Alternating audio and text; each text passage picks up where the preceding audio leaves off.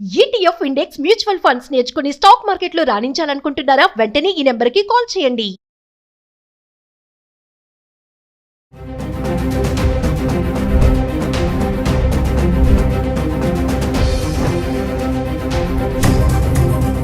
Hello viewers, welcome back to our channel. బంగారం ధరలు రోజు రోజుకి పెరిగిపోతున్నాయి. ఎంత పెరిగినా కూడా దాని మీద మోజు అనేది ఎవరికి తగ్గడం లేదు కదా.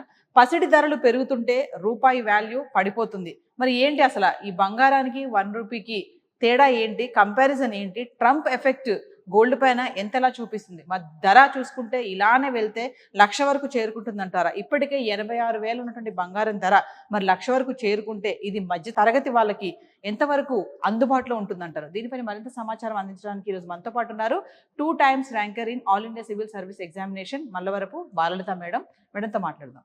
నమస్తే మ్యామ్. నమస్తే అండి. మ్యామ్, ట్రంప్ ఎఫెక్ట్ అన్ని రంగాల మీద కుదిపేస్తుంది. సరే, అదంతా ఒక ఎత్తు అనుకుంటే బంగారం చూసుకుంటే రూపాయి పతనం, బంగారం పసిడి ధరలు పైకి ఎగబాకుతున్నాయని అనుకోవాలి. అంటే ఒకసారి చూసుకుంటే మరి ఈ రోజు చూస్తే 86,000 ఉన్న బంగారం ధర 1,00,000 వరకు కూడా వెళ్ళే ఛాన్స్ ఉందని కూడా చెప్తున్నారు నిపుణులు. ఒకసారి దీని గురించి ఏం చెప్తారు? ప్రపంచవ్యాప్తంగా లాస్ట్ 2 years నుంచి సెంట్రల్ బ్యాంక్స్ అన్ని కూడా వాళ్ళు ఎక్కడైతే నిల్వ పెట్టారో వాళ్ళు గోల్డ్ వెనక్కి తెచ్చేసుకోవటం. మన ఆర్బీఐ కూడా రాయల్ బ్యాంక్ ఆఫ్ ఇంగ్లాండ్ దగ్గర మనం దాచిపెట్టిన గోల్డ్ మొత్తం తెచ్చేసుకోవటం. అంతేకాదు, last year world gold council ఒక రిపోర్ట్ ఇచ్చింది. 2022లో మన ఆర్బీఐ సెకండ్ లార్జెస్ట్ ఈ గోల్డ్కి సంబంధించి మనం కొనుక్కొచ్చుకోవడం కానీ ఇవన్నీ చేయటం కానీ. సో గోల్డ్ అనేది సేఫ్ బెట్. పీపుల్ హ్యావ్, అంటే ప్రజలందరికీ కూడా ఒక డిజైర్ ఉంటుంది గోల్డ్ ఎక్కువ పెట్టుకోవాలి అని చెప్పి. ఎందుకు ఉంటుంది అంటే, ఓ పక్క రూపాయి పతనం అయిపోతుంది, ఇంకో పక్క ఇంటర్నేషనల్గా అంతర్జాతీయంగా మనం చూస్తే కోవిడ్ రావటం, రష్యా ఉక్రెయిన్ వార్ రావటం, ఇజ్రాయెల్ పాలస్తీనా ఇష్యూస్ రావటం, అన్సర్టెనిటీస్, అస్థిరత బాగా పెరిగిపోయింది. అండ్ బిడెన్ గవర్నమెంట్ పాలసీస్, ఆ తర్వాత ట్రంప్ వచ్చాక కామ్గా ఉన్నాడా అంటే టారిఫ్ వార్ స్టార్ట్ చేశాడు. అంటే వేరే దేశం నుంచి అమెరికాకి ఏదైతే ఇంపోర్ట్ అవుతున్నాయో వాటి మీద పన్నులు విధించాడు. ఏదైనా రా మెటీరియల్స్ కానీ ముడి సరుకు కానీ ఇంపోర్ట్ చేసుకునేటప్పుడు పన్నులు పెరుగుతాయి, అంటే రేటు పెరుగుద్ది. రేటు పెరిగితే ఏమవుతుంది, ఆటోమేటిక్గా అమెరికాలో వస్తువులు కాస్ట్లీ అవుతాయి. అంటే ఇండైరెక్ట్గా అమెరికన్స్ కూడా ఆ టారిఫ్ వార్లో ఆ వేసే పన్నుల భారం వాళ్ళ మీద కూడా పడుద్ది అనమాట. దీంతో ఏమవుతుందంటే, ఇదంతా చూసిన తర్వాత అమెరికాలో ఇన్ఫ్లేషన్ పెరిగిద్ది. ఇన్ఫ్లేషన్ పెరిగితే ఆటోమేటిక్గా మనం చూస్తే కరెన్సీ అనేది దాని యొక్క విలువ తగ్గుతూ ఉంటుంది. అప్పుడు సేఫ్ బెట్ ఏంటి? మార్కెట్స్ నమ్మలేము. ఏ మార్కెట్లో ఎప్పుడు మనీ బయటకు వెళ్ళిపోతుందో తెలీదు, ఎఫ్ఐఎస్ ఎట్లా బయటకు వెళ్ళిపోతే తెలీదు, ఇన్వెస్ట్మెంట్స్ ఎక్కడి నుంచి పోతాయో తెలీదు. ఈ టైంలో సేఫ్ బెట్ అనేది ఎల్లో మెటల్ అనమాట. ఈ టైంలో సేఫ్ బెట్ అనేది గోల్డ్, బంగారం. ఇప్పుడు అందరూ కూడా బంగారం మీద పడ్డారు. బంగారం అంటే కేవలం సాలిడ్ గోల్డే కాదు, వాళ్ళు గోల్డ్ బాండ్స్ మీద ఎక్కువ పెట్టుబడి పెడుతున్నారు అనమాట. మనం చూస్తే కనుక ప్రపంచవ్యాప్తంగా గోల్డ్ని నిల్వ ఉంచుకునే ఆలోచనే చాలా దేశాలకు ఉందన్నమాట.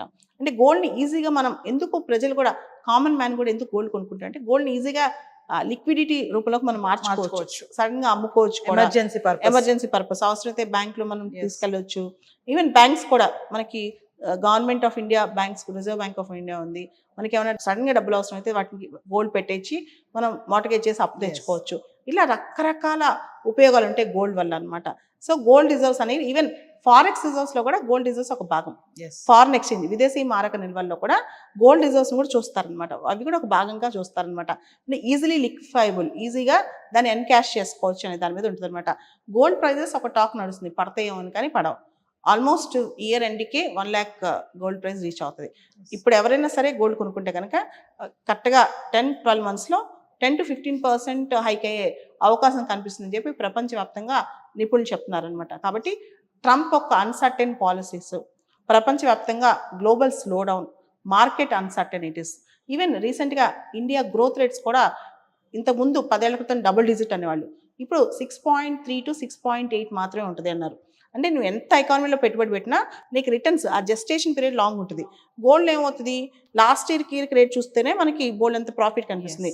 ఇంకా coming down the line 2 years చూసుకుంటే కనుక ఖచ్చితంగా 1 lakh పైనే ఉంటుంది అనమాట.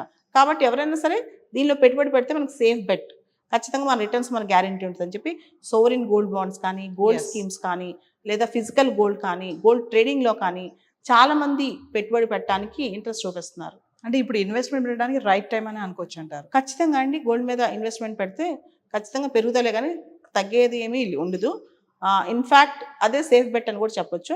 బెటర్ ఎక్కువగా ఫిజికల్ గోల్డ్ కొనకుండా, ఎందుకంటే ఆర్నమెంట్స్ కొన్నాం అనుకోండి, మనం ఆర్నమెంట్స్ కొన్నప్పుడు దానిలో డిప్రిసియేషన్ అని, దానిలో ఈ ట్యాక్సెస్ అని, ఇలా చాలా రకరకాలు ఉంటాయి. గోల్డ్ ఆర్నమెంట్స్లో కొన్నప్పుడు మనకి తరుగు అని చెప్పి, దాంతో మేకింగ్ ఛార్జెస్ అని, వేస్టేజ్ కానీ మేకింగ్ ఛార్జెస్ కానీ, ఇవన్నీ అలా కాకుండా గోల్డ్ ఎప్పుడైనా సరే మనకి బార్ ఫార్మాట్లో లేదా కాయిన్ ఫార్మాట్లో, లేదా మనం అసలు లిక్విడ్ అంటే ఈ టైప్ ఆఫ్ సాలిడ్ గోల్డ్ కాకుండా ఇంకో పద్ధతి ఏంటంటే గోల్డ్ బాండ్స్లో పెట్టుబడి పెట్టిన మనం ఇన్ఫ్లేషన్ బెటర్ బెట్ అనమాట. అంటే ప్రైస్ రైజ్ మనం చూసాం, ప్రతి రెగ్యులర్గా ద్రవ్యోల్బణం పెరుగుతుంది ఇన్ఫ్లేషన్. దానికి గోల్డ్ కొనుక్కుంటే ఇన్ఫ్లేషన్ ఎలా పెరుగుతుందో గోల్డ్ కూడా ప్యారలల్గా అంతే పెరుగుతుందన్న నమ్మకం. ఇన్ని నమ్మకాల వల్ల చాలా మంది గోల్డ్ మీద పెట్టుబడి పెడుతున్నారు. గోల్డ్ ఇంకా పెరిగే అవకాశం ఉంది కానీ తగ్గే అవకాశం అయితే లేదు. ట్రంప్ విధించే టారిఫ్ పన్నులు ఏవైతే ఉన్నాయో దాని ఇంపాక్ట్ ఈ ప్రైసెస్ పైన పడింది అంటారా? అంటే ఇండైరెక్ట్ గా ఖచ్చితంగా ఉంటుంది. ట్రేడ్ వార్స్ ఉంటాయి కదా, ట్రేడ్ వార్స్లో ఏమవుతుంది, అన్సర్టనిటీస్ పెరిగిపోతాయి. అంటే అమెరికాలో ఉన్న ఎంటర్ప్రినర్స్ కూడా సేఫ్ కాదు. ఇప్పుడు నేను అమెరికాలో బిజినెస్ చేస్తున్నా, ఇతర దేశం నుంచి నాకు వస్తువు కొనుక్కోవాలంటే అది కాస్ట్లీ. ఎందుకంటే ట్రంప్ దానిపైన చాలా పనులు వేశాడు. చైనీస్ ఒక ప్రోడక్ట్ కొనుక్కురావాలంటే ట్రంప్ దానిపైన చాలా పన్ను వేసాడు అనుకోండి, నాకు కాస్ట్ అవుతుంది కదా, అప్పుడు బిజినెసెస్ స్లో డౌన్ అవుతాయి, ఇన్ఫ్లేషన్ పెరుగుద్ది. అంతేకాదు అమెరికన్ కరెన్సీ కూడా అక్కడ డిప్రిషియేట్ అవుద్ది. ఇవన్నీ అన్సర్టనిటీస్ ఎందుకు ఫేస్ చేయాలి? గోల్డ్ మీద పెట్టుబడి పెడితే అయిపోయింది కదా. సో అలా ఇండైరెక్ట్గా అమెరికన్ ఎకనామిక్ పాలసీస్ కానీ, ఇన్ఫ్లేషన్ కానీ, ఆ కంట్రీ యొక్క ఫిజికల్ పాలసీ, మానిటరీ పాలసీ కానీ, ఇవన్నీ కూడా గోల్డ్ ప్రైజెస్ మీద ప్రభావం చూపిస్తాయి అన్నమాట. Thank you ma'am. Thank you అండి.